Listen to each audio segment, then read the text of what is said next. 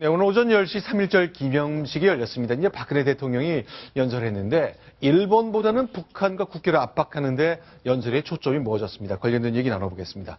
자, 이동영 차장 좀 간단히 정리해 주십시오. 예, 오늘 오전 세종문화회관에서 열린 기념식에 박근혜 대통령을 비롯해서 여야 수뇌부들이 모두 참석을 했습니다. 이 자리에서 말씀하신 것처럼 북한과 국회를 압박하는 발언들이 상당 부분 강도 높게 진행이 됐습니다. 자, 그런데 오늘 제 행사 장면을 보니까요. 여야 대표들 모두 모였는데 국민의당 지금 위기에 빠져 있습니다만 안철수 대표의 모습은 안 보이고 주승용 원내대표가 오셨군요. 자, 화면에 보이죠?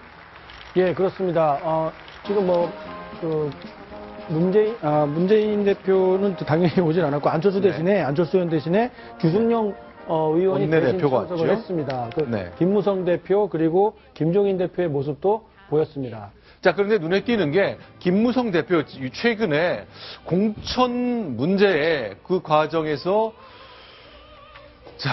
사정 내정설 그리고 살생부가 돌았다 그랬는데 오늘 굉장히 표정이 좀 딱딱했던 것 같네요. 그렇습니다. 이렇게 지나가면서도요, 간단한 인사말이나 악수 정도 하고 지나갈 수도 있었는데, 눈길 한번 주지 않고 그대로 지나쳤기 때문에, 두 사람 사이가 최근 공천, 살생부 논란 때문에 어떤 사이가 좀 더욱더 멀어진 것 아니냐, 이런 해석까지 나오고 있습니다. 자, 저 장면, 결국 이제 대통령이 표정을 통해 정치적 메시지를 많이 낸 적이 있었는데 오늘 역시 김무성 대표 간단히 가볍게 고개를 숙였습니다만 대통령 고개 한번 돌리지 않은 장면까지 봤습니다. 자, 대통령 메시지 얘기를 해보겠습니다. 북한을 향해서 그리고 국회를 향해서 고강도 메시지를 냈습니다. 어떤 얘기를 했을까요? 직접 들어보겠습니다.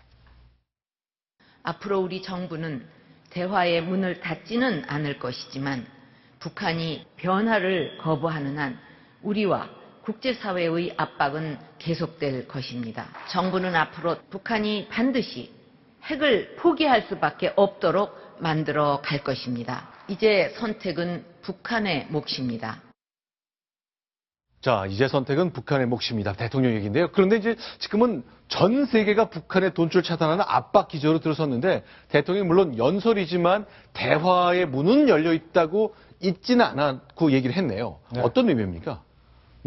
당연한 얘기 아니겠습니까? 지금 북한의 반응을 기다려야 되고 북한에서 어떻게 하겠다는 답을 드려야 되겠죠. 그리고 거기에 따라서 우리의 액션을 해야 되니까 그리고 앞으로 또 어떤 남북관계가 이루어질지 모르니까 대화를 열어놓은 걸로 판단됩니다.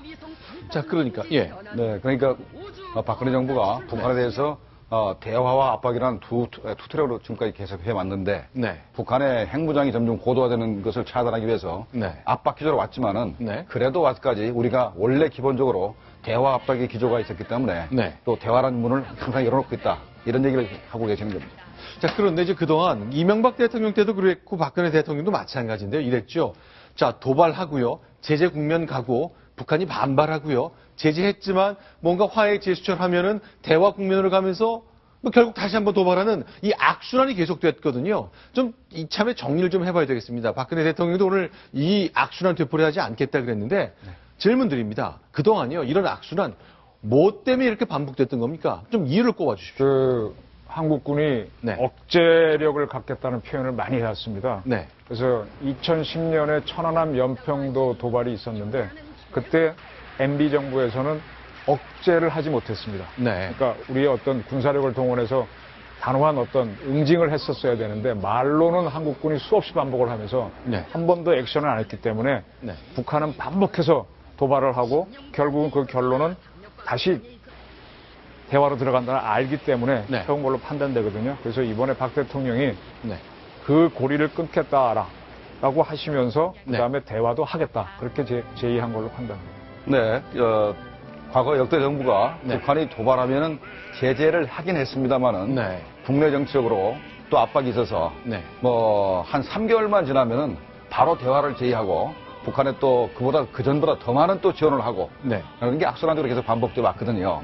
이게 그러니까 어떻게 북한 입장에서 보면은 도발만 하면은 더 많이 주니까 그리고 그 기간이 3개월도 안 가니까 아주 그냥 습관적으로 야 도발만 하면 더 주더라 이렇게 아주 못된 버릇이 들었다는 말입니다. 그래서 이제 박근혜 대통령께서 그런 악순환을 고리를 차단하겠다라고 말씀하신 겁니다.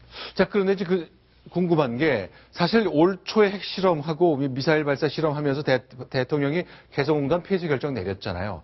유엔까지 결국 뒤따라 왔습니다. 근데 지금 그러니까 우리 정치권 내에서는 또 우리 사회 내에서 개성공단 왜 닫았냐 이 소리 이제 쫙 끊기는 걸로 봐야 되겠네요. 이제 이 결정에 대해서는 왈가왈부하지 않는 것으로 좀 공감대가 형성이 됐다고 봐야 됩니까? 뭐 유엔에서 결정을 했고 미국 대북 제재안도 같은 방향이니까 더 이상 야당이 이거 왜 그랬냐 하기는 좀 어렵게 됐죠. 네. 그렇죠.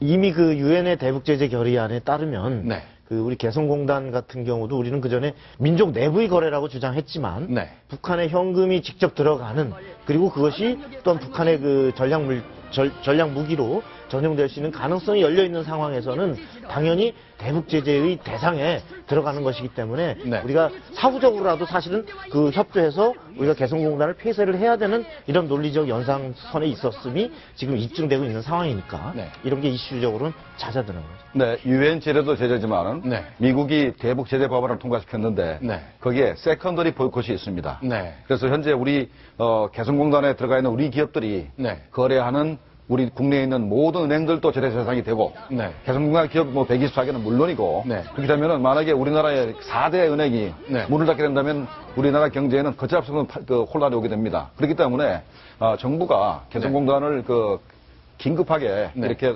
중단 조치를 하는 것은 네. 바로 이런 복합적으로 이런 문제를 고려해서 긴급 중단을 한 것으로 이게 판단이 됩니다. 그러고 보니까 지난 열흘 사이에 여야 막론하고 개성공단 문 닫은 거 잘못이다. 빨리 문 열어야 된다. 이 얘기는 싹 사라진 것 저희가 좀 확인할 수 있겠습니다. 자, 이제 북한 얘기 나왔으니까 하는 말인데 북한에서도 3.1절이라는 거를 기립니까? 김정봉 교수님이 이제 국가정보원에서 북한을 이제 30년 가까이 지켜보셨으니까 좀 아실 것 같은데요. 네.